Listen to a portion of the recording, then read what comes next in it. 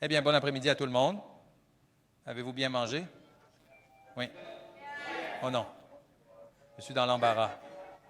La nourriture était tellement bonne, n'est-ce pas? Et maintenant, je vais devoir vous garder éveillés. Ça va être un défi. Alors, je devrais dire que nous devrions avoir un sabbat de jeûne. Ainsi, tout le monde serait éveillé, n'est-ce pas? Mais alors, personne ne viendra peut-être, donc, très bien. Quelle bénédiction d'être ici ensemble. Je veux juste que vous vous joigniez à cette conversation. Si vous avez votre téléphone, vous pouvez scanner ce code QR et sur le code QR, vous voyez? Sinon, allez simplement sur un navigateur appelé menti.com et puis vous tapez le numéro 6376. Ceux d'entre vous en ligne, vous pouvez nous rejoindre 63768578. Donc, vous pouvez le scanner et ensuite interagir avec moi sur cette plateforme. Je suppose que certains d'entre vous connaissent Menti. Vous voyez que c'est utilisé à l'école et tout ça. C'est très utile. Et c'est un outil de présentation en ligne qui peut nous aider à apprendre ensemble. Vous y êtes arrivé? Oui? Je vois quelques-uns dessus. Il y a environ 13 personnes en ce moment, donc c'est bien. 14. C'est super. Certains d'entre vous viennent de se connecter. Oui? Donc, le bon côté de Menti est que lorsque j'ai une diapositive que vous aimez, vous pouvez en faire une capture d'écran. Sans avoir à prendre une photo, vous pouvez simplement faire une capture d'écran et il y a la possibilité de poser des questions de manière anonyme. La possibilité d'interagir avec certaines des questions posées là-bas. Donc, je veux que ce soit aussi interactif que possible. Sinon, vous savez, ce sera un défi de garder tout le monde éveillé. Ce ne serait pas facile, donc je vais aller droit au but sur ce que nous allons aborder ensemble aujourd'hui. Je suis content que tout le monde soit là. Bienvenue. Allez sur www.menti.com, 637-68578. Très bien. Je sais que nous avons déjà prié, mais laissez-moi prier de nouveau. Père, alors que nous commençons la formation cet après-midi, nous sommes reconnaissants que tu nous aies réunis ici avec un objectif commun. Nous souhaitons voir ton royaume grandir, te voir revenir bientôt, pour que nous puissions te rencontrer face à face. Merci Seigneur pour mes frères et sœurs, que nous soyons ici ensemble pour apprendre ensemble. Aide-nous à apprendre les uns des autres. Nous demandons cela au nom de Jésus. Amen. Amen. Très bien. Donc, mon premier sujet est pourquoi le groupe de soins semble échouer dans l'Église adventiste du 7e jour. Nous avons parlé du ministère des petits groupes depuis les 50 dernières années dans l'Église adventiste. Le saviez-vous? Aussi longtemps que j'ai été adventiste, nous avons parlé de cela. Est-ce pas vrai? Oui, nous essayons de commencer et puis ça s'arrête. Ça commence et ça s'arrête. Partout où vous allez, les dirigeants de la conférence, les pasteurs, les anciens, vous disent que c'est une bonne chose à faire, mais nous semblons avoir du mal à le lancer. L'avez-vous déjà remarqué? Je me souviens que j'étais sur le point de... nous traversons, c'était moi. Je partageais un témoignage sur l'histoire de Gateway au séminaire d'Andrews.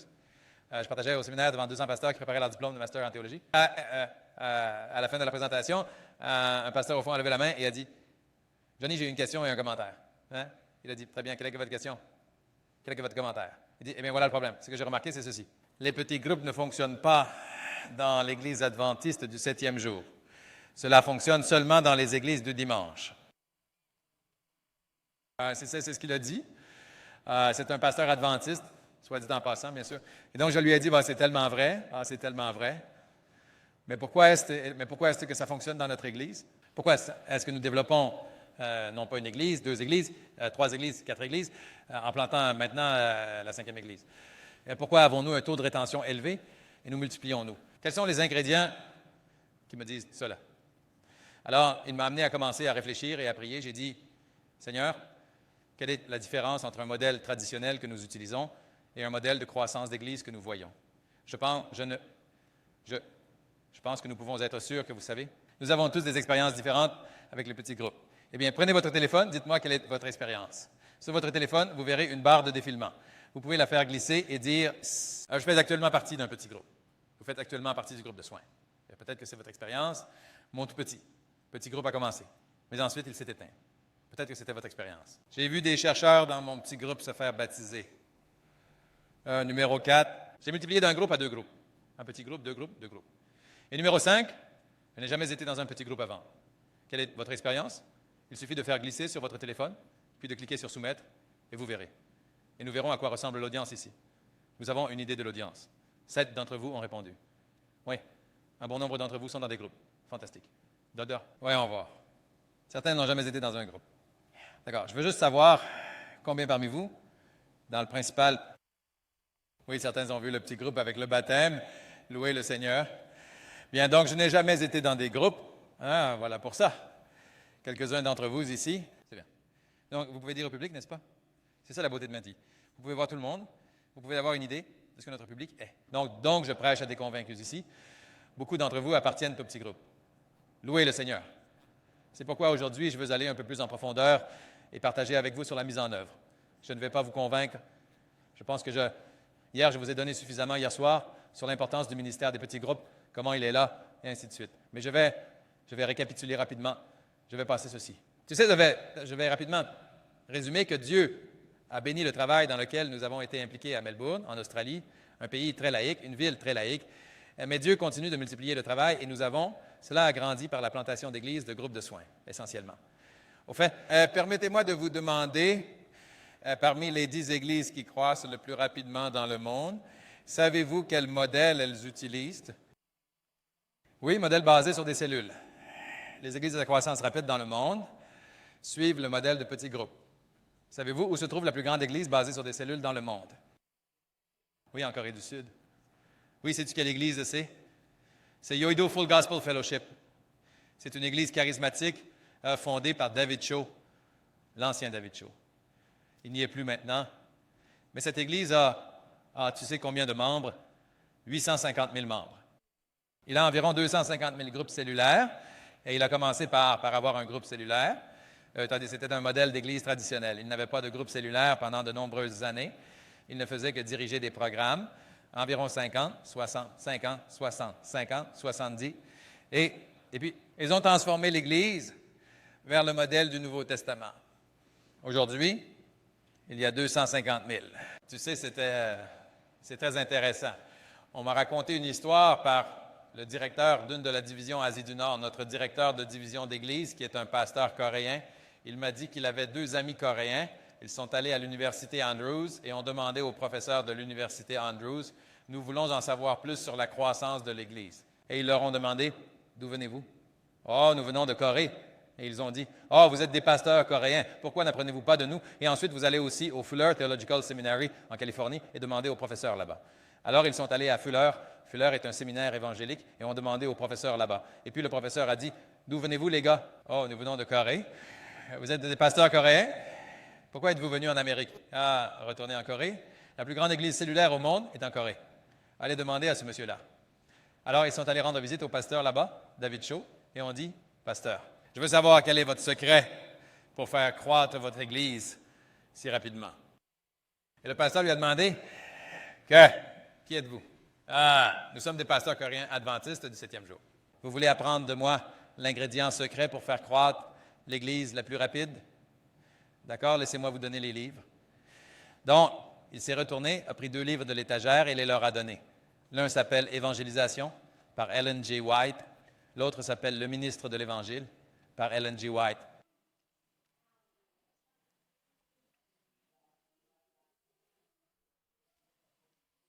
Nous l'avons toujours eu, mais nous nous en sommes éloignés. Alors, d'autres églises l'ont simplement pris. Retournez au modèle biblique, le modèle du Nouveau Testament. Le livre des Actes couvre tout le ministère basé à domicile. Jésus en a parlé dans Matthieu 10, Luc 10, Luc 19, mais nous ne pouvons pas le faire parce que nous sommes pris dans un paradigme. Nous sommes pris dans un modèle dont nous ne pouvons sortir. Vous savez, nous voulons être une église qui se multiplie. Amen? Vous savez, cette église est presque pleine, n'est-ce pas? Je vois ce sabbat. Il y a une statistique en implantation d'église qui dit que si les places de votre église sont pleines à 80 ou si votre parking est plein à 80 vous ne grandirez plus. Oui, parce que les gens trouvent cela gênant. Ils ne peuvent pas trouver de siège. Ils ne peuvent pas garer une voiture. Vous pouvez grandir, mais c'est difficile de grandir. Mais nous devons multiplier pour que cela grandisse. Alors nous grandissons en multipliant d'abord nos soignants. Comment multiplions-nous nos soignants? Nous multiplions d'abord les leaders. Vous multipliez les leaders, vous multipliez les soignants. Vous multipliez les soignants, vous multipliez l'Église. Est-ce que cela a du sens? Parce que vous ne pouvez pas multiplier l'Église, c'est un grand pas, sans multiplier les groupes de soins. Vous ne pouvez pas multiplier un groupe de soins à 2 groupes de soins, à moins de multiplier les leaders. Ça a du sens, n'est-ce pas? Alors nous voulons travailler progressivement à cette étape. Alors comment faisons-nous cela? Nous commençons par le réveil. Réveil. Comment obtenons-nous le réveil? Par l'étude du livre de Daniel et de l'Apocalypse. Ellen White. Le livre de Daniel, en rapport avec le livre de l'Apocalypse, en rapport avec le livre de Daniel, demande particulièrement à être étudié, que chaque enseignant craignant Dieu considère comment comprendre et présenter le plus clairement l'Évangile que notre Sauveur est venu en personne faire connaître à son serviteur Jean. J'aime la façon dont Ellen White l'a formulé. Elle a dit, enseignez ce livre dans le contexte du Sauveur, dans le contexte de l'Évangile que notre Sauveur est venu en personne. N'est-ce pas? Quand vous étudiez Daniel et l'Apocalypse, il ne s'agit pas seulement d'étudier les caractéristiques de la bête. Nous devons étudier l'agneau, n'est-ce pas? Nous devons suivre l'agneau partout où il va, n'est-ce pas? C'est pourquoi nous étudions ces livres. Mais l'étude de Daniel et de l'Apocalypse nous donne un sentiment d'urgence. Donne-nous un sens de quoi? De l'urgence dans le temps que nous vivons, parce que nous avons un message eschatologique. Donc nous, si vous êtes clairs sur notre identité, nous avons un sens de l'agence prophétique. Nous savons que nous vivons dans un temps prêté et nous devons avancer. Alors, la deuxième étape, après avoir fait cela, nous faisons du discipulat. Alors, je partage avec vous, l'importance du discipulat. Donc, un des éléments clés pour former les gens est que nous utilisons cet outil appelé le FAST Discipleship, n'est-ce pas? C'est un élément clé pour former nos membres. Et donc, nous les formons à être avec Christ. Tina a parlé à l'école du sabbat qu'ils devraient être avec lui pour qu'il puisse les envoyer prêcher. Alors, comment formons-nous les gens à être avec Christ? Comment formons-nous les gens à avoir une vie de dévotion, une vie de prière, la capacité d'étudier la Bible, de bien diviser la parole de Dieu? C'est ce que nous utilisons comme outil pour informer. Mais beaucoup de gens ne savent pas comment utiliser cet outil. Ils utilisent cet outil comme un cours d'école du dimanche. Et pourquoi cela n'a pas fonctionné? Cela a échoué, lamentablement. Donc, nous devons être capables de bien le faire. D'accord. Le suivant, c'est ensuite, après cela, nous lançons le groupe de soins. Quand nous lançons le groupe de soins, nous commençons à passer d'un groupe à un autre. Donc, progressivement, nous lançons un groupe dans la ville, 2 groupes dans la ville, et l'Église continue de grandir. Puis nous avons commencé à implanter de nouvelles églises. Donc, essentiellement, c'est notre premier emplacement d'église à l'université. Vous pouvez voir que c'est 2003. Et ensuite, nous continuons à implanter de nouvelles églises. À l'est de Melbourne, c'est l'église de l'Est. Et ensuite, c'est le côté ouest de Melbourne, l'église de l'Ouest. Et puis récemment, en 2000, avant le COVID, c'est notre 4e église. C'est une très grande église familiale. Nous avons environ 24 familles là-bas, beaucoup de jeunes enfants et tout ça. Donc, nous ne sommes pas une église de ministère de campus. Nous sommes une église de multidémographique, de groupes d'âge variés, et Dieu a béni. Même, voici travailler en Allemagne. A commencé en 2014. 3 ou 4 personnes ont grandi à 40 plus baptêmes. 2018, il y avait 450 personnes.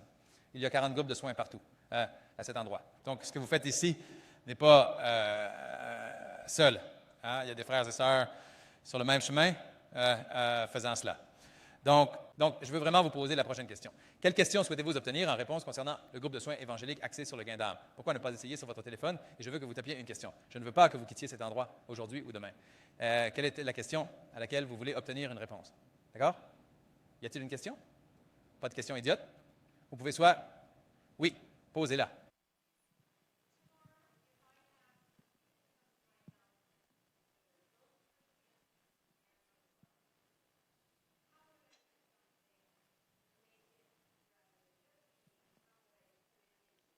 Oui. Donc, la question est, si j'ai des gens qui viennent chez moi qui sont chrétiens et musulmans, comment faire en sorte que ce ne soit pas juste de manger ensemble? Je pense qu'il y a une place pour créer de l'amitié et une relation, c'est sûr. C'est très important. Mais il y a aussi un moment pour lire les Écritures. Je pense qu'il y a une place pour ça, parce qu'ils savent que vous accueillez un groupe. Au cas où vous ne seriez pas au courant, notre groupe de soins a essentiellement ces composantes. Désolé, c'est ça. Je ne sais pas si vous pouvez le voir de là, mais en gros, ça ressemble à ça. C'est un sens de communauté. Je vais expliquer cela. Mais essentiellement, dans Actes chapitre 2, verset 42, cela nous dit que ce que nous faisons dans un groupe de soins. Et ils ont continué, n'est-ce pas? Ils persévérèrent dans la doctrine des apôtres, dans la fraction du pain et dans les prières. Donc, c'est là, il y a la parole de Dieu, il y a de la nourriture, il y a un moment de partage et il y a un moment de prière. Ce sont les 4 éléments du groupe de soins. C'est ce que nous avons toujours dans notre groupe de soins. D'accord? Donc oui. Quelle question voulez-vous voir répondre? Comment d'autres personnes peuvent comprendre ce groupe de soins est pour les jeunes et aussi pour les personnes âgées. Oui, le groupe de soins est pour les jeunes et les personnes âgées. Et si vous venez à notre église, nous avons un groupe de soins pour les 50 ans et plus. Si vous avez plus de 50 ans, nous avons un groupe de soins pour les 50 ans et plus. Nous avons un groupe de soins pour les familles, avec des enfants plus âgés. Nous avons un groupe de soins pour adolescents. Nous avons un groupe de soins pour familles, avec jeunes enfants. Nous avons un groupe de soins intergénérationnel. Nous avons des groupes de soins pour jeunes adultes, pour étudiants universitaires. Et vous savez, donc nous avons des groupes de soins pour différents groupes démographiques. Donc ce n'est pas seulement pour ça. Oui, donc c'est le genre de choses que nous voulons aborder au fur et à mesure. Maintenant, Je vous ai déjà partagé cela vendredi, n'est-ce pas? Ceux de combien étaient là vendredi? Étiez-vous là vendredi? D'accord. Alors, à ceux qui n'étaient pas là vendredi, vous pouvez regarder la vidéo, vous comprendrez ce que je dis. Jésus parle du ministère de petits groupes. Dans Matthieu chapitre 10, nous avons déjà appris cela, n'est-ce pas? Et puis dans Luc chapitre 10, il a encore parlé de la même manière lorsqu'il a donné des instructions aux 70. Instructions aux 12, instructions aux 70, cherchez la maison. Et puis regardez le livre des Actes. Pouvez-vous voir toutes les maisons et foyers dans le livre des Actes? Partout, presque chaque chapitre du livre des Actes a le concept des foyers. Mais aujourd'hui, dans l'Église adventiste, nous avons du mal à y parvenir. Nous comptons seulement sur chaque programme dans l'Église. Tous les programmes se déroulent à l'Église, très peu de programmes à la maison. Venez avec moi à la Bible. Si vous avez votre Bible avec vous, ouvrez à Actes chapitre 20, verset 20. Acte 20, verset 20. Cela pourrait être la vision 20-20, n'est-ce pas? Acte chapitre 20, verset 20. C'est la vision 20-20 de Paul. En donnant il partait, alors il a appelé les anciens à Milet, et il partait, il les a donc réunis, et il leur a donné des instructions. Et voici ce que Paul dit. Comment je n'ai rien retenu de ce qui était utile. Il dit, je n'ai rien retenu de ce qui était utile. Cela signifie que tout ce que je savais, tout ce que j'ai appris, je n'ai rien gardé en réserve. Je le rends disponible pour vous. Et comment fait-il cela? Je vous l'ai proclamé et enseigné. Quoi? Qu'est-ce qu'il lui a enseigné? Que dit la Bible? Et je vous ai enseigné publiquement et de maison en maison. Bien, vous voyez cela? Paul n'a pas seulement dit, je fais uniquement du travail public, des programmes publics. Le travail public, regardez, l'école du sabbat est un travail public, n'est-ce pas? Le culte est un public. Point d'interaction. Vous savez, toutes les choses dans l'Église sont assez publiques. Nous ouvrons au public. C'est vrai? Mais Paul dit, je le fais non seulement publiquement, mais aussi de maison en maison. Et c'est important, parce qu'Ellen White dit ceci. L'œuvre de Dieu sur cette terre ne pourra jamais être terminée tant que les hommes et les femmes composant notre assemblée d'Église ne se rallieront pas à l'œuvre et n'uniront pas leurs efforts à ceux des ministres et des officiers d'Église. N'est-ce pas? Ça ne peut pas être terminé à moins que nous ne le mettions ensemble. Mais alors, comment amener les membres de l'Église à se rassembler avec les ministres et les responsables? Comment y arrivons-nous? Parce que dans une Église adventiste du 7e jour typique, les membres actifs sont peu nombreux. Les membres actifs sont peu nombreux. C'est toujours la même chose. Les mêmes personnes apportant la nourriture, les mêmes personnes dirigeant les champs, les mêmes personnes enseignant. N'est-ce pas? Les membres actifs sont peu nombreux. Beaucoup de gens viennent en tant que spectateurs. Ils viennent pour adorer, ils ne s'engagent jamais dans l'école du sabbat. Certains d'entre eux arrivent juste pour le culte. Et comme Loma Linda est un endroit où vous pouvez aller et choisir le prochain orateur, n'est-ce pas? Allez choisir le prochain orateur. Et ils ne sont pas actifs dans l'Église. Alors, comment les rendre actifs dans l'Église? Et voici ce qu'elle dit. Elle dit ceci. L'idée de faire des lectures de la Bible. Et quel type d'idée? Avoir une bonne idée. Avez-vous entendu parler de la lecture de la Bible? Combien d'entre vous ont déjà entendu parler d'un livre appelé Bible Reading for the Home Circle? Vous vous souvenez de ce livre? Oui, vous vous souvenez que vos parents l'avaient sur l'étagère? Pour les plus jeunes, demandez à vos grands-parents s'ils l'ont, n'est-ce pas? C'est quel genre de livre? C'est un livre épais, n'est-ce pas? Très épais, n'est-ce pas? Et il y a 300 sujets. Et sous chaque sujet, il y a entre 10 et 15 questions. Et sous chaque question, il y a un verset biblique. Vous savez comment les adventistes l'utilisaient dans les premiers jours des pionniers? Nous utilisions en fait ces lectures bibliques et nous allions dans les maisons de nos adventistes et nous y lisions des lectures bibliques. Donc, en gros, les lectures bibliques signifient des petits groupes. C'est le ministère des groupes de soins au premier jour des pionniers. Elle utilisait le mot lecture de la Bible, petites entreprises, mini-cottage.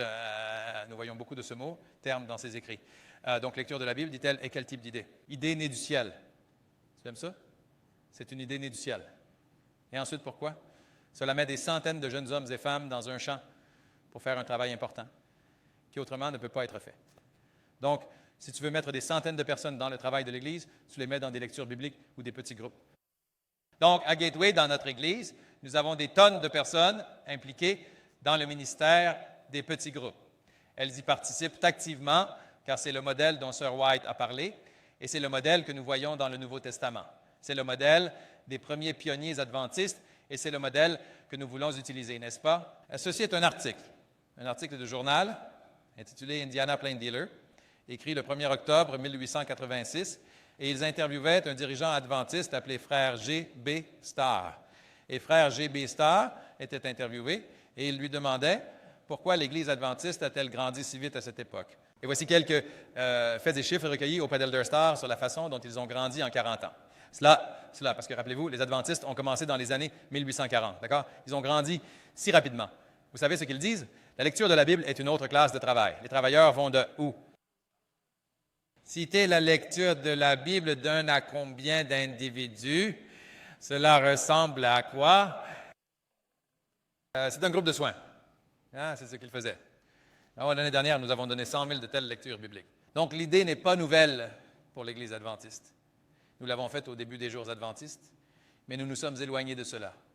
Nous nous sommes éloignés de ce modèle et avons évolué d'un modèle centré sur les personnes vers un modèle centré sur les programmes. Et nous sommes éloignés du modèle centré sur le programme, et c'est ce qui s'est passé. Donc, chaque groupe de soins comprend, en gros, ce composant. Il y a un contexte de nourriture, il y a la parole, il y a un temps de partage et un temps de prière. C'est à ça que ressemble un groupe de soins, n'est-ce pas? Donc, si vous dirigez un groupe de soins, vous avez besoin des 4 composants. Vous devez travailler ensemble. Nous avons besoin d'avoir de la nourriture. Nous avons besoin d'un mot. Nous devons avoir du temps pour partager. Nous avons besoin de temps pour prier. Certains d'entre vous regardent la vidéo. Vous savez ce que je veux dire par là. Ce sont les 4 éléments qui sont très, très importants. D'accord? Maintenant, quels sont les principaux obstacles à la mise en place d'un groupe de soutien? Essayez au téléphone. Laissez-moi voir ce que vous pensez être le principal obstacle. Numéro 1, notre structure organisationnelle. Numéro 2, manque de modèle réussi. Formation inadéquate. Numéro 4, aucune agence de réveil. Les pasteurs, les anciens, ne le modélisent pas, n'y croient pas. Nous sommes enfermés dans notre manière traditionnelle. Pas de désir de changer, pas de vision de croissance. Lequel pensez-vous se démarque? Essayez au téléphone. J'aimerais voir quelle est la préoccupation, quel est l'obstacle dans votre situation.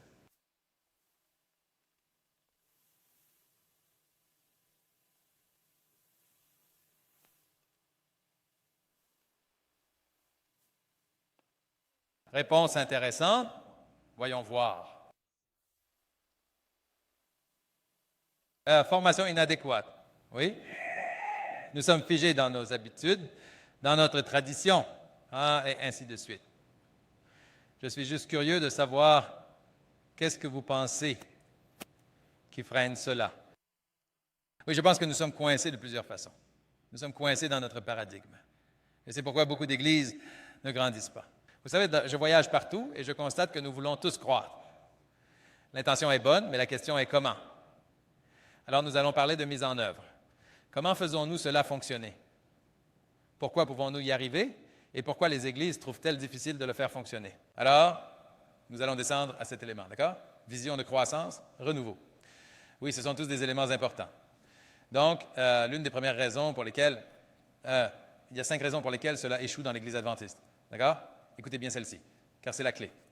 La première est qu'il y a beaucoup trop de programmes dans l'Église adventiste. Nous sommes une Église très axée sur les programmes. Nous ne sommes pas une Église axée sur les personnes. Tandis que si vous allez dans beaucoup de ces églises rapides, basées sur des cellules, elles sont très axées sur les personnes. Elles ne sont pas axées sur les programmes. Que veux-je dire par Église axée sur les programmes? Parce que nous avons été basés sur les programmes pendant si longtemps, et pour résoudre ce modèle, nous avons besoin d'un modèle de récolte. Laissez-moi vous donner une illustration. Dans une Église locale, comment l'Église locale est-elle organisée? Comment organisez-vous l'Église locale? Quelle est la structure? École du sabbat, oui. Ministère personnel. Quoi d'autre? Oui, les jeunes et ainsi de suite. Alors, nous sommes organisés par quoi? Par des programmes et ainsi de suite, n'est-ce pas?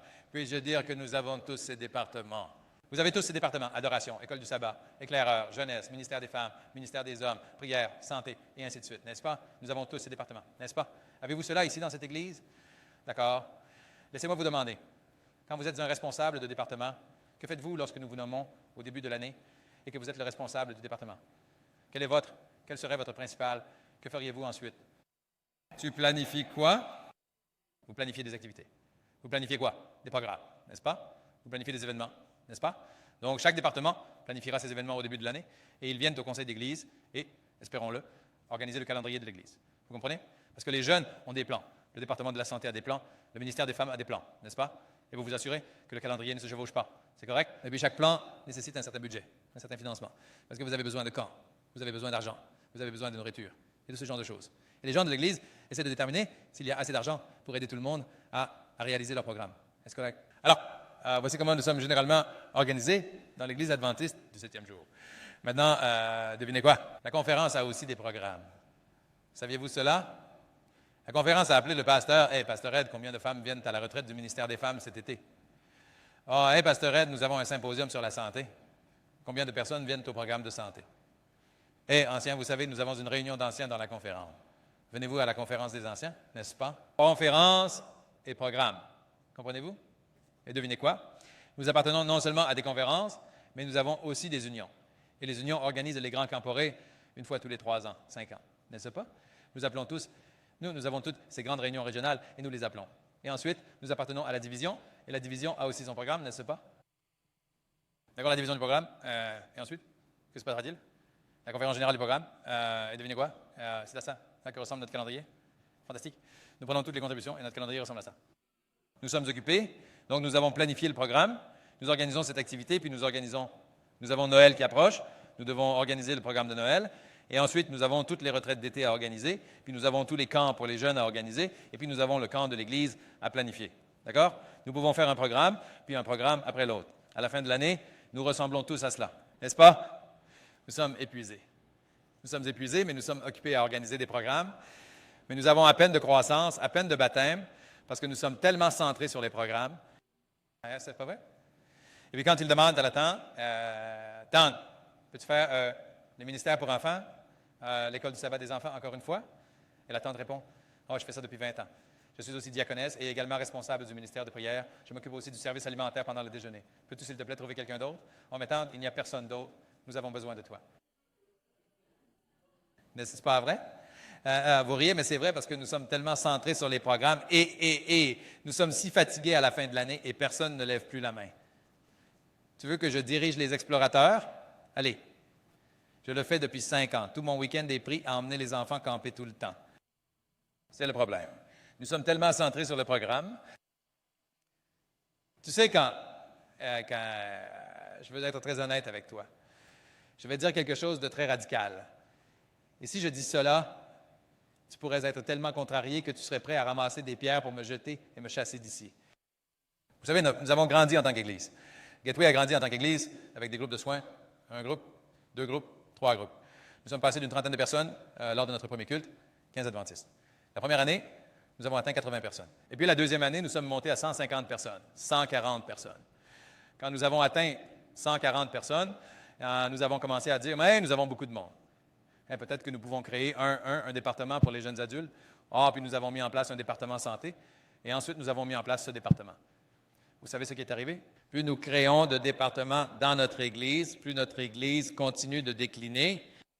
Nous avions beaucoup de groupes de soins qui étaient concentrés. Le groupe de soins faisait les activités et plus cela déclinait. Pendant 1 an, nous avons essayé cela en ajoutant différents départements. Parce que nous avions déjà 140 personnes, impliquons-les dans différents départements. Cela semble tellement logique, n'est-ce pas? Mais les responsables de département organisent ce programme.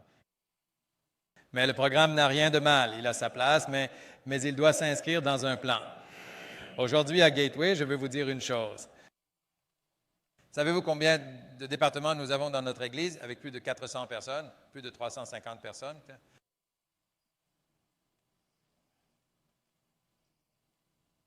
Nous n'avons pas de département des femmes, nous n'avons pas de département de la santé des enfants, nous n'avons pas de département de la jeunesse, nous n'avons pas de département des jeunes adultes, nous n'avons pas ces départements.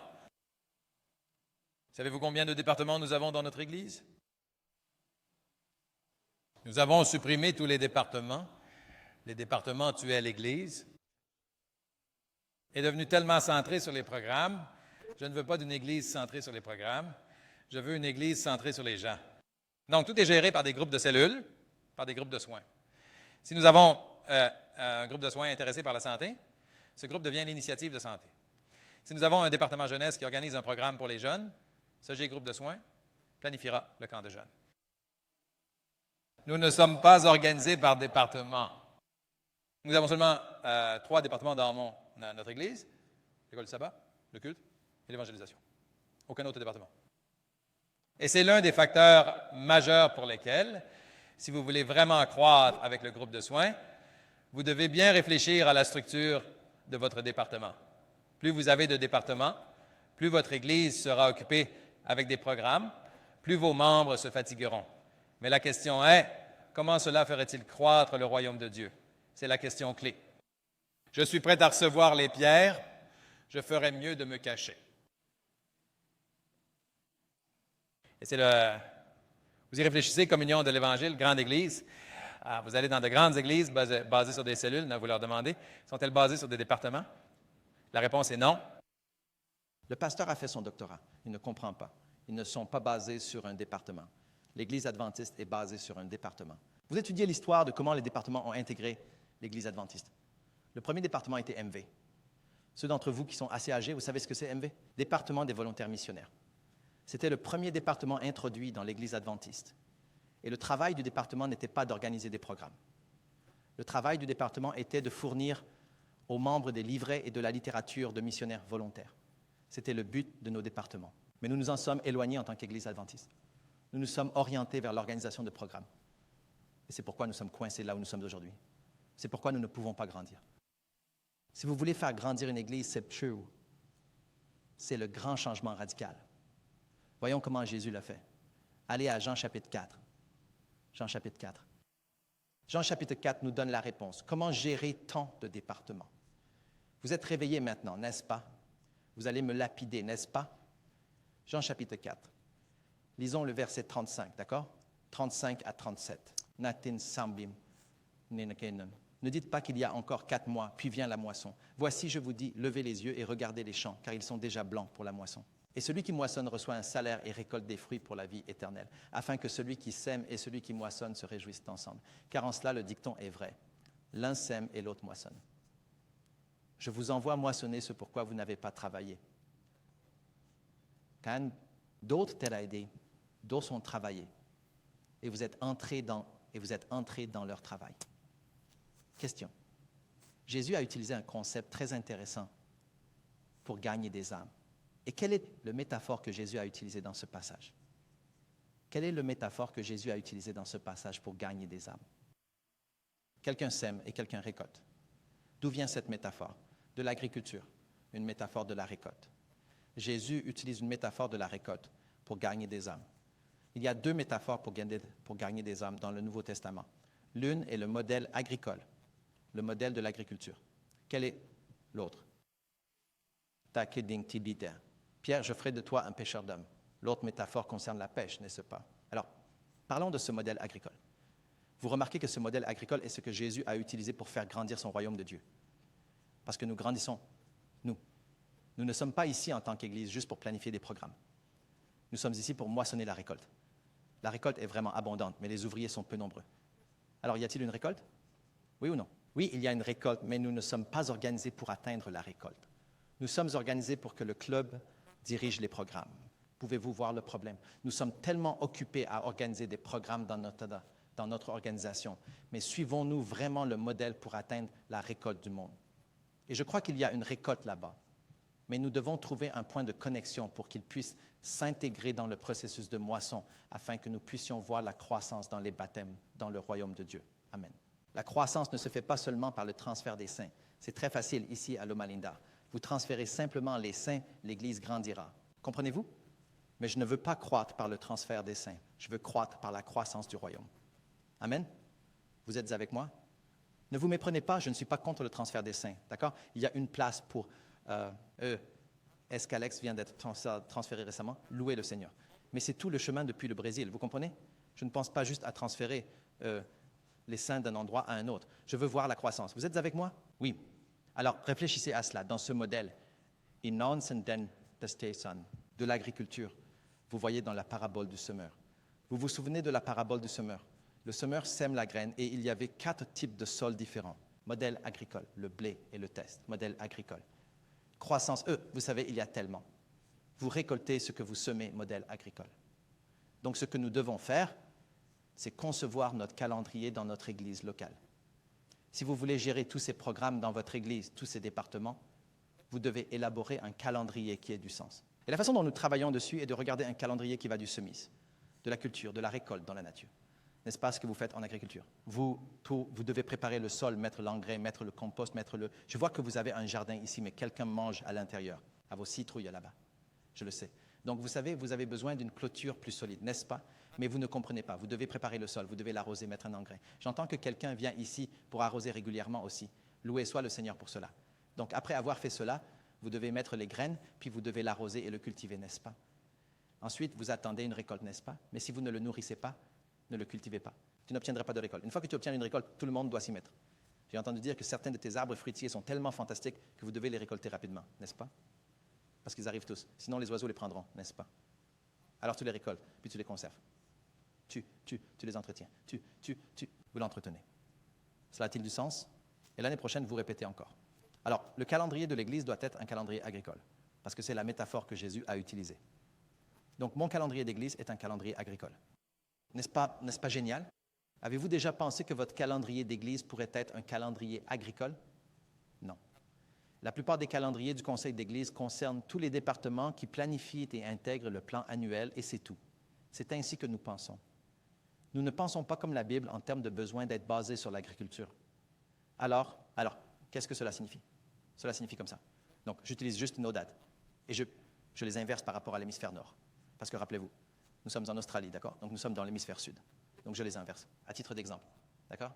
Donc, par exemple, de septembre à novembre, c'est ce que nous appelons la période des semailles. Nous semons cela.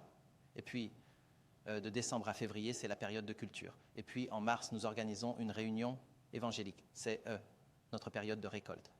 Et ensuite, d'avril à août, nous nourrissons cela de nouveau. Nous faisons du discipulat et ainsi de suite. Donc, c'est comme un emploi du temps typique de ce que nous faisons en Australie. D'accord? Donc, au moment des semailles, c'est comme un entonnoir. Vous voyez le grand entonnoir? Quand vous faites l'entonnoir, cela commence avec beaucoup de gens. Vous faites beaucoup de contacts. Ensuite, certains d'entre eux, vous organisez une expo santé, par exemple. Vous attirez des centaines de personnes.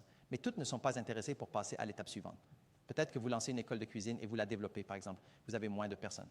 Et puis, certains commencent à avoir une étude biblique. Vous avez encore moins de personnes. Vous comprenez? Et amenez à la réunion évangélique et ensuite, vous les formez. Donc, c'est comme un entonnoir. D'accord? Ça a du sens? Nous appelons cela l'entonnoir du fermier, car c'est un modèle gaussien. Donc, vous pouvez faire une réunion évangélique ici. C'est ce que nous faisons dans notre programme en Australie, normalement, vers août, septembre. C'est quand nous avons notre réunion évangélique. C'est après notre hiver. Donc, je le transpose juste à votre emploi du temps de mars ici, n'est-ce pas? Mais je ne dis pas que cela doit être en mars, vous savez de quoi je parle. Et puis, nous organisons des groupes de soins, des visites et des études bibliques pendant cette période. Et ensuite, nous organisons des suivis, des visites de groupes de soins, des études bibliques. Notez que le groupe de soins fonctionne toute l'année, sauf pendant le temps évangélique, sauf pendant l'évangélisation.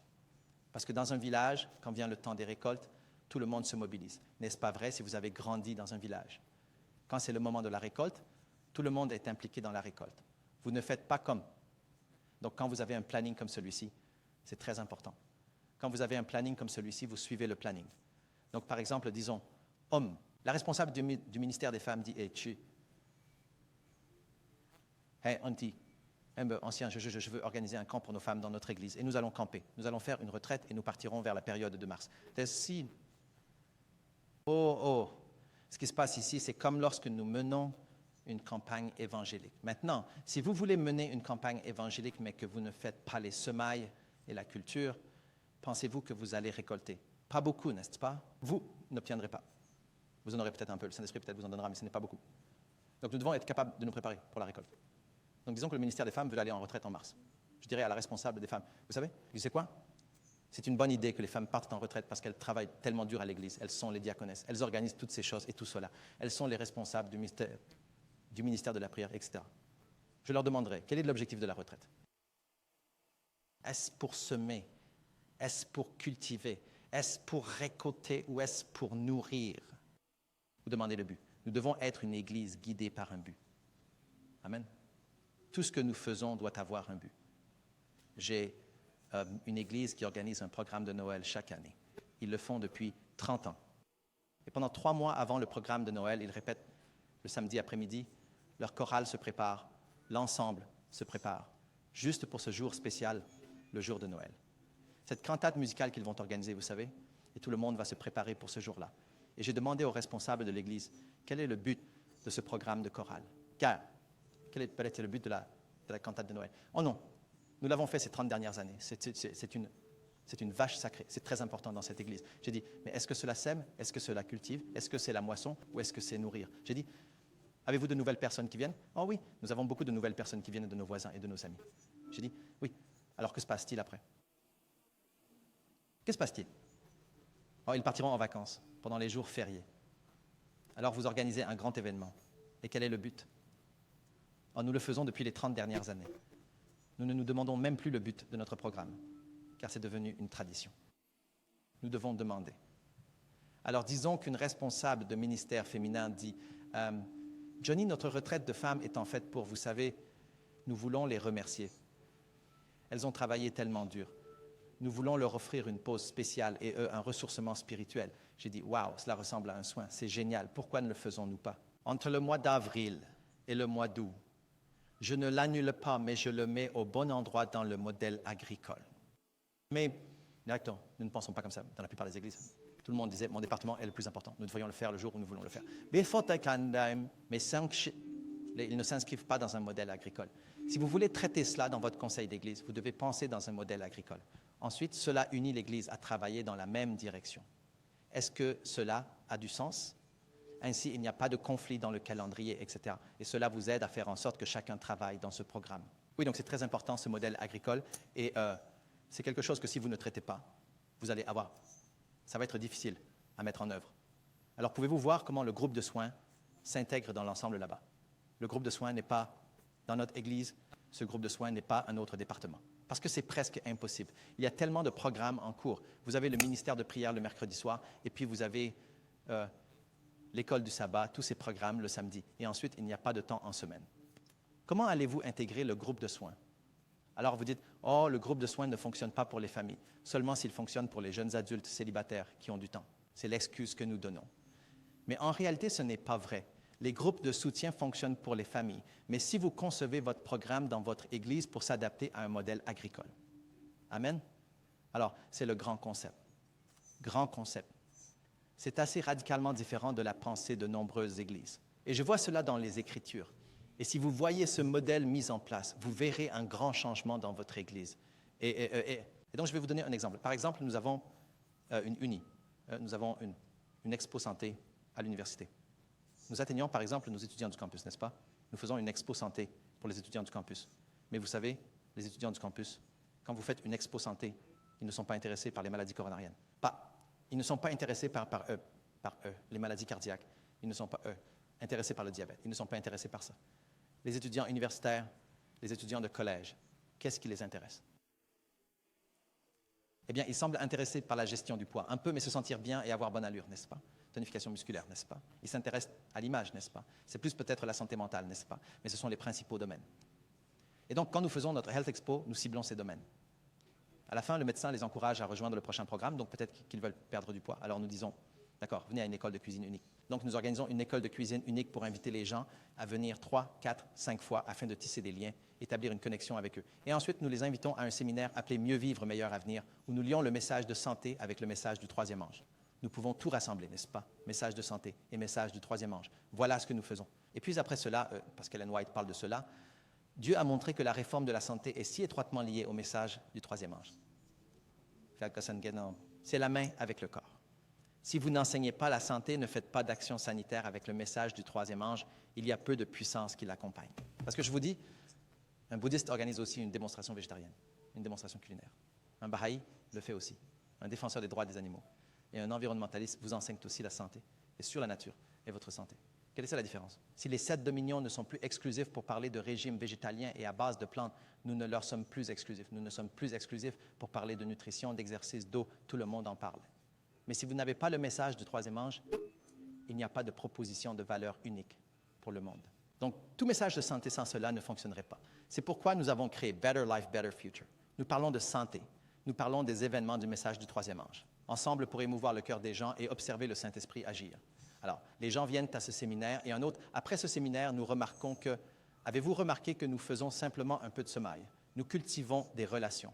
Avez-vous remarqué cela? Nous les amenons à un séminaire. Et certains peuvent ne pas être prêts à prendre une décision tout de suite, alors nous les invitons à un autre séminaire de suivi, n'est-ce pas? C'est un séminaire de suivi. Donc, vous voyez, si vous organisez une réunion d'évangélisation, vous devez penser à toutes les étapes. Semer, cultiver, récolter et nourrir. Vous devez penser à toutes les étapes par lesquelles cela passe. Et donc, nous organisons un autre séminaire appelé notre défi Daniel. Et le Daniel Challenge, c'est essentiellement un défi pour les jeunes qui sont impliqués dans la santé dans New Start. On dit nutrition, d'accord, ou eau. Combien de verres d'eau devons-nous boire chaque jour? Environ 8 verres d'eau, n'est-ce pas? Donc, nous leur donnons un carnet de bord. S'ils notent qu'ils boivent 8 verres d'eau, ils obtiennent des points. Combien de minutes de soleil devrions-nous avoir chaque jour pour obtenir notre vitamine D? N'est-ce pas? Alors, si vous sortez combien de minutes par jour, vous obtenez des points, n'est-ce pas? Et vous obtenez le plus de points si vous venez à notre groupe de soins. D'accord. Donc, nous encourageons les gens à obtenir un carnet. Ils obtiennent tous les points. Et vous obtenez un nombre de points incroyablement élevé lorsque vous venez à la catégorie. Et donc, c'est comme un défi de 8 semaines. Et la personne avec le plus de points gagne un iPad. D'accord? Alors, c'est notre défi pour eux. Donc, on donne ce parce que les jeunes aiment les défis. Tu comprends? Donc, ils font ça et je te dis, il y avait oui, c'est et cette fille qui est venue, et elle est venue parce qu'elle voulait perdre du poids, et elle a suivi ce défi Daniel, et était au coude à coude avec un autre gars appelé Berlin. Et ils étaient au coude à coude presque jusqu'à la finale, dimanche dernier. Parce que dimanche, nous avons des exercices, n'est-ce pas? L'exercice est pour obtenir des points. Alors, elle est venue à l'exercice, et Berlin n'est pas venu à l'exercice, et elle a gagné l'iPad. Ouh! Trop cool! Elle a des origines bouddhistes. Alors, elle dit finalement, au fait, qui est Daniel? Vous appelez ça le défi Daniel. Qui est Daniel? Il n'y a pas de Daniel dans notre équipe ici. Il n'est pas l'instructeur. Pourquoi appelez-vous ça défi Daniel? Tu sais? Et elle dit, nous disons, vous savez, il y a un personnage ancien appelé Daniel qui s'est élevé d'une position très basse et est devenu Premier ministre du pays. Il a vécu une vie d'excellence. Seriez-vous intéressé à étudier les 6 premiers chapitres de sa vie, cette histoire? Elle dit, oh oui, bien sûr, qui est ce type? Alors, allons à la Bible. Nous allons regarder l'histoire de Daniel. Et c'est comme ça qu'elle a commencé à étudier la Bible. Et voici une photo de son baptême après qu'elle l'ait appris. Mais vous voyez, cela passe de la couture, la culture, la récolte et l'entretien. Ensuite, elle passe par le discipulat, programme, le même rapide apprentissage de disciples, c'est tout ça. Donc, il n'y a pas de raccourci, il n'y a pas de raccourci. Si vous voulez qu'une église grandisse avec des groupes de soins, vous devez vraiment réfléchir longuement au fait que vous devez passer par cette étape. Elle est passée par cette étape depuis l'expo au centre universitaire jusqu'à toutes ces étapes. Vous savez, nous l'avons conçu pour qu'il boucle la boucle entière. Oui, vous savez, beaucoup d'églises aiment faire des démonstrations de cuisine. Elles aiment organiser des programmes de santé, n'est-ce pas? Alors, ils ont une démonstration de cuisine, un programme en cours, et ils préparent si bien, tout est si bon. Et il y a 60 personnes devant nous ici qui viennent assister à la démonstration de cuisine. 30, 40 personnes assistent à la démonstration de cuisine, n'est-ce pas? Et tu sais qui organise la démonstration de cuisine? Dans la plupart des églises, c'est organisé par le département de la santé. Donc, le département de la santé, ce leader obtient 2 ou 3 personnes parmi d'autres membres actifs pour venir m'aider. Donc, je l'aide à faire cette démonstration de cuisine. Donc, après 2, 3, 4 semaines à organiser la démonstration de cuisine, ils ont obtenu 60 contacts. Wouhou! Fantastique. Mais quelle est la suite? Qui va faire le suivi de ces 60 personnes? Tu sais quoi? Le département de la santé dit, non, mon travail est terminé. Mon travail, c'est seulement la santé. C'est le département de la mission personnelle. Ancien, tu es le chef du département de la mission personnelle. À toi de faire le suivi avec ces 60 personnes. Et l'ancien dit, je ne suis pas allé à la démonstration de cuisine. Vous êtes ceux qui l'organisent. Je suis seulement une personne. Je ne peux pas le faire. Et pasteur, occupe-toi de ça. Voyez ce qui s'est passé. Nous faisons cela encore et encore dans notre Église. Nous nous félicitons. Oh, nous avons fait la banque alimentaire. Oh, nous avons fait la démonstration culinaire. Mais quelle est la prochaine étape? Si vous venez à mon conseil d'église, si vous proposez de faire une démonstration de cuisine et que vous n'avez pas cette boucle fermée, nous ne l'approuverons pas. C'est une mauvaise gestion. C'est du gâchis du temps des membres de votre église d'être si fatigués et épuisés, mais il n'y a pas de résultat. Je travaille chez Oracle. J'ai des collègues, des commerciaux. Marc, ils sont très bons pour établir des relations avec les clients. Ils vont jouer au golf. Le facture sur la carte de crédit de l'entreprise. Chiching. Ils vont dîner avec le client et le faire dîner dans un bon restaurant. Ça fait des clanks. Ils imputent tout cela à mon compte, n'est-ce pas? Et ces commerciaux construisent une relation. Marketing.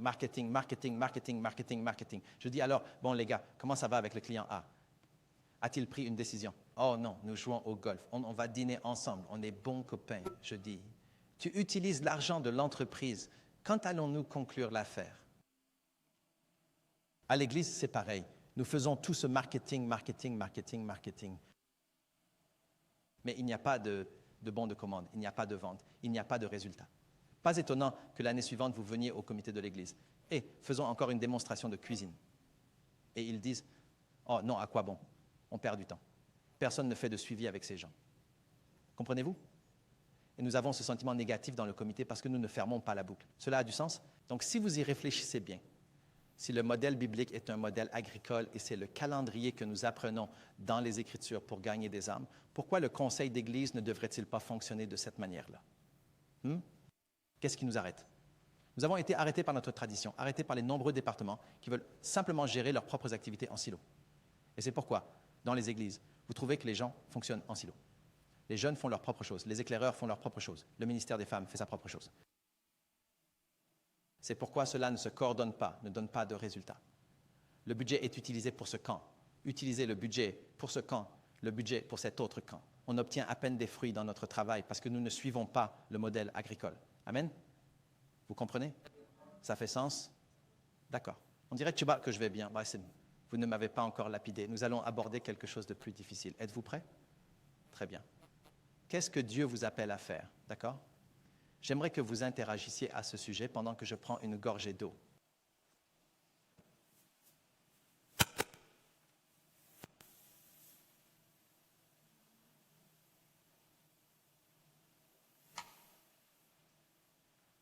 Dieu m'appelle-t-il simplement à être pasteur et à gérer une église juste à en prendre soin? Ou à faire croître l'église en gagnant des âmes? Ou à faire croître l'église en équipant les membres pour qu'ils mettent en place des groupes d'entraide? Ou à multiplier, discipliner des groupes d'entraide et implanter une église? Ou à créer un mouvement d'implantation d'église? Que me demande Dieu de faire? Je suis curieux de voir. Ouais. Je pense que Dieu ne veut pas simplement que nous gérions l'église. Ouais. Nous en sommes assez sûrs. Dieu ne veut pas que nous nous contentions de gérer l'église. Ce n'est pas le modèle des Écritures. Dieu veut que nous multiplions. Nous sommes un mouvement de multiplication. Amen? Oui, pour que nous puissions faire croître la parole de Dieu. Alors, où va le groupe de soins dans cette Église? Nous ne voulons pas simplement nous féliciter et dire « Oh oui, nous avons un groupe de soins ». Mais où cela va-t-il?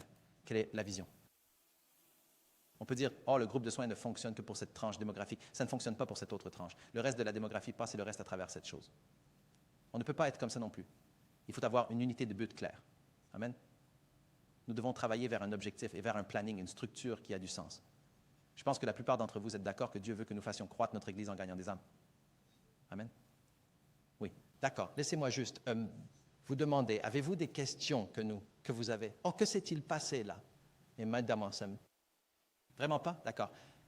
Avez-vous une question que vous pouvez crier maintenant ou la taper? C'est à vous de voir si vous êtes à l'aise pour crier. Oui. Je pense que beaucoup de gens qui participent à ce personnage, ils aiment.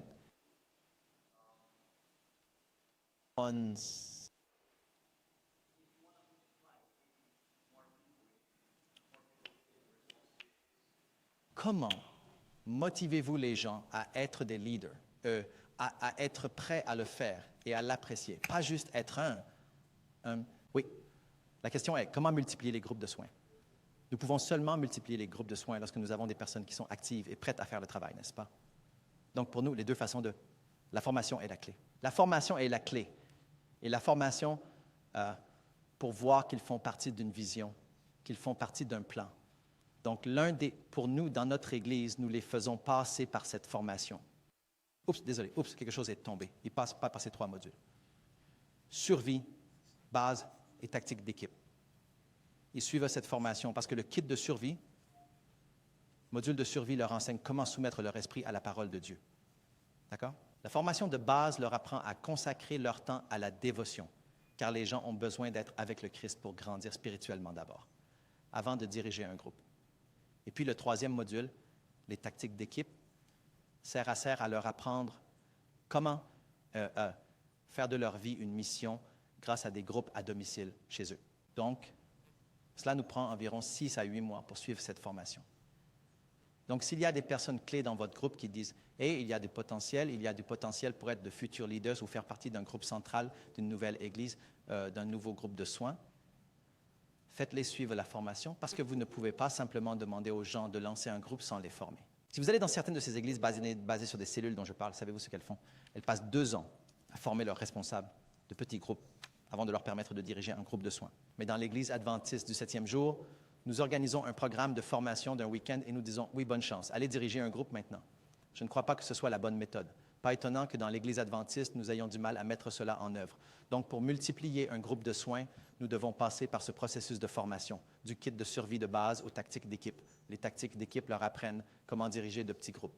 Oui, donc si vous suivez cette formation fidèlement, Dieu vous multiplierez les membres clés, vous multiplierez les groupes de soins. Bien sûr, si vos membres ne sont pas formés, ne multipliez pas, car vous finirez par avoir des problèmes. Parce que si vous envoyez un groupe faible, vous allez avoir un feu là-bas et un feu ici. Donc, la seule façon de le faire est de discipliner et de former les membres principaux. Et c'est la clé. C'est la clé pour répondre à cela. Oui. Y a-t-il une limite au nombre de personnes qui devraient composer un groupe de soins? Ai-je répondu à votre question? Vous aviez une autre question, désolé. Oui, cela répond en partie, mais nous pouvons en parler plus tard. Oui. Il n'y a pas de raccourci pour lancer un groupe de soins. Il n'y a tout simplement pas de raccourci pour multiplier les groupes de soins. Nous constatons que vous pouvez les former. Et il est vital qu'ils soient passés par des groupes de soins auparavant afin qu'ils sachent comment le diriger. Ensuite, si vous venez à notre groupe de soins, voici à quoi ressemble notre groupe de soins. S'il y a, c'est la question, y a-t-il une limite au nombre de personnes? Parlons des gens, d'accord? Parlons des aspects pratiques. Si je m'occupe de groupes de soins pour jeunes adultes ou de célibataires ou de jeunes, en moyenne, nous aimons avoir entre 6 et 12 personnes, c'est tout. 16 maximum pour un groupe de soins des jeunes et des jeunes couples. C'est la taille que nous voulons atteindre. D'accord? Après cela, nous voulons multiplier un autre groupe. C'est l'approche que nous prenons. Maintenant, pourquoi est-ce que c'est comme ça? Parce que dans un groupe de soins, s'il y a des célibataires, des jeunes adultes, n'est-ce pas? En général, vous avez besoin d'un au-dessus. Nous pensons au minimum, si vous vous occupez de jeunes. Jeunes adultes, vous savez, ces sortes de groupes de soutien, le minimum est de 4 membres principaux. Plus vous avez de membres principaux, pire c'est. Parce que le reste, si vous avez 10 membres principaux, 6 d'entre eux sont périphériques. Ils viennent juste pour accompagner. Les 4 sont engagés, mais les 6 sont du genre « je viens quand j'en ai envie ». Et ils deviennent un témoignage assez négatif pour les chercheurs. Parce que vous voulez que les chercheurs viennent régulièrement. Mais si vos membres eux-mêmes ne sont pas réguliers, ils observent. Ils observent l'exemple que vous donnez. Donc, si nous avons des groupes familiaux pour nos groupes de soins familiaux, les enfants, nous voulons avoir 3 couples SDA, 3 familles SDA au minimum. Parce que si vous n'avez que 2 familles, et qu'une famille tombe malade, vous savez, c'est facile en hiver, une personne attrape un microbe, le passe à cet enfant, qui le passe à maman, qui le passe à papa, n'est-ce pas? Ça se propage dans la famille. Et il vous reste une seule famille pour diriger un groupe de soins. C'est un peu trop exigeant. Parce qu'il vaut mieux avoir 3 familles qui travaillent ensemble. Donc, 3 familles adventistes atteignant une famille non adventiste, où, vous savez, c'est le plan. C'est la règle générale que nous utilisons. Gérer un groupe de soins. Est-ce que cela a du sens? Donc, nous d'ici à ce que, en termes de groupe de soins familial, vous pensez à 3 familles, chacune avec 2 enfants, cela fait déjà 12 personnes. S'ils atteignent 3 familles, cela fait déjà 24 personnes. Comprenez-vous? C'est déjà une grande taille. Donc, pour qu'une maison accueille 24... Alors, qu'ils atteignent 2 ou 3 familles, c'est suffisant, puis on multiplie un autre groupe. C'est pourquoi nous sommes un autre groupe familial, et c'est plus intime. Dans cette relation, nos groupes de soins familiaux se réunissent tous les 15 jours, toutes les 2 semaines. Et là, c'est se déroule toutes les semaines. Nos groupes familiaux se tiennent le samedi après-midi ou le samedi soir, selon l'âge des enfants. Si les enfants sont plus âgés, ils peuvent commencer un peu plus tard. Si les enfants sont plus jeunes, ils peuvent se dérouler de 4 à 7 heures, et c'est tout. Les enfants plus jeunes rentrent ensuite chez eux pour dormir. Comprenez-vous? Cela dépend donc de l'âge dont vous vous occupez. Alors, nous avons des aidants familiaux qui s'en occupent. Et la raison pour laquelle la famille fonctionne tous les 15 jours est qu'entre les semaines, ils peuvent faire du travail personnel. Donc, disons, dans ma famille, la famille adventiste aime jouer au basketball. Et puis votre famille, qui est une famille sikh, aime jouer au basketball. Alors, allez jouer au basketball ensemble un dimanche après-midi. Est-ce que ça a du sens? Donc, cela permet du temps pour le travail personnel. Parce que si vous continuez à organiser groupe de soutien, groupe de soutien, groupe de soutien, groupe de soutien, il n'y a pas de temps pour le travail personnel. Il n'y a pas de temps et les familles ont un emploi du temps très chargé. Les familles manquent de temps. Notre groupe de soins pour les plus de 50 ans se réunit aussi tous les 15 jours. Ils se rencontrent également tous les 15 jours. Ils se rencontrent également le samedi après-midi. Donc, nous avons différents groupes de soins qui font différentes choses. Est-ce que cela a du sens? Oui? Donc, ce sont quelques-uns des chiffres que nous utilisons pour aider à cela. D'accord. Je suis content que vous posiez des questions. Homme, montrez une question. D'accord. Comment protéger un soignant des personnes dangereuses et toxiques sans être exclusif? C'est une très bonne question. Vous savez, les personnes dangereuses et toxiques sont très directes. Elles viennent et elles sont comme... Nous avons eu cela avant, nous en avons beaucoup. nous en avons certains qui essaient de détourner notre groupe de soins. Ils essaient de détourner. Ils dominent les conversations. Avez-vous remarqué cela? Ils ont une opinion forte, vous savez? Donc, parfois, je dois être très direct avec eux parce que j'enseigne ici et je les appelle des gens pas tout à fait d'accord, n'est-ce pas? Ils dominent juste la conversation, n'est-ce pas? Ils parlent et ils citent Ellen White et des choses comme ça que les chercheurs ne comprennent pas. De quoi parle ce type? Et les chercheurs n'ont même pas l'occasion de s'exprimer. Parce que je dois les prendre à part et dire, excusez-moi, la vision et le but du groupe de soins est de gagner des âmes. Ce n'est pas votre plateforme, ce n'est pas votre passe-temps pour parler de votre sujet préféré. Je leur dis directement, nous avons posé une question, l'orateur essayait de répondre et vous avez pris 20 minutes du temps pour raconter votre histoire. J'ai dit, cela ne va pas être utile. Tu as un autre programme que le nôtre. Notre programme est de gagner des âmes. Notre programme n'est pas de frapper les gens avec la doctrine biblique. Parfois, nous devons être très directs et avoir cette conversation avec eux et dire, si vous refaites cela, je vous informe simplement que vous ne serez plus le bienvenu ici, car vous effrayez nos chercheurs. Ça, on le sait. Ouais, si tu penses que ton idée est si bonne, crée ton propre groupe. Oui, vas-y. Le monde est très grand. Trouve un autre endroit pour le faire, mais pas sur notre plateforme. N'êtes pas tu comprends? Mais parfois, nous, les chrétiens, qui sommes tellement gentils. Tu sais, nous sommes si gentils. Nous n'osons pas dire toutes ces choses. Tu sais, je suis désolé, ces gens ont besoin d'avoir une conversation directe. Et tu dois être direct avec eux, avec amour, bien sûr. La Bible dit, dites la vérité avec amour. Nous devons dire la vérité avec amour. D'accord? Amen? D'accord? Quelles sont les étapes exactes et les outils nécessaires pour démarrer un groupe de soins? Un groupe de 5 personnes regarde les vidéos de Right Train pour être sur la même longueur d'onde. Quelle serait la prochaine étape? D'accord. D'accord, 2 façons de le faire. Certaines personnes regardent les vidéos, certaines lisent le livre, n'est-ce pas? Ils comprennent comment le faire. Certaines personnes trouvent plus facile de lire. En 3 jours, je l'ai lu, j'ai compris, n'est-ce pas? Certaines personnes cela ne les dérange pas de regarder les vidéos et ils comprennent pendant qu'ils le font. D'accord? C'est la première étape. Cela vous donne un aperçu de tout. Ensuite, si 5 d'entre vous sont intéressés, ce que je vous encourage vraiment à faire, c'est de suivre cette formation. Suivez cette formation ensemble. D'accord? Ainsi, vous serez équipés pour le faire ensemble. Vous pouvez démarrer le groupe de soutien si vous voulez, et assurez-vous d'avoir ces 4 éléments. Vous savez, la nourriture, le paix, le partage et tout ça. Vous avez tous les éléments, mais pendant que vous faites cela, suivez également la formation avec les membres principaux ensemble. Vous savez, nous ne devrions pas contourner la formation. La formation est essentielle pour s'assurer que nous sommes pleinement équipés pour faire ce travail très important. Oui, c'est donc ce que je vous recommanderais. Oui, d'accord, nous allons poser une question de plus et ensuite nous aurons une petite pause, d'accord? Le groupe de soutien doit-il être multigénérationnel? Y a-t-il différents groupes de soutien ciblant différentes démographies? Oui, je pense que vous avez la réponse définitivement. Cela peut être multigénérationnel et cela pourrait être d'une seule génération, peu importe. Un groupe de soutien peut fonctionner pour différents modèles. Tant que vous créez des environnements d'appartenance, c'est l'essentiel et les gens peuvent venir pour ça.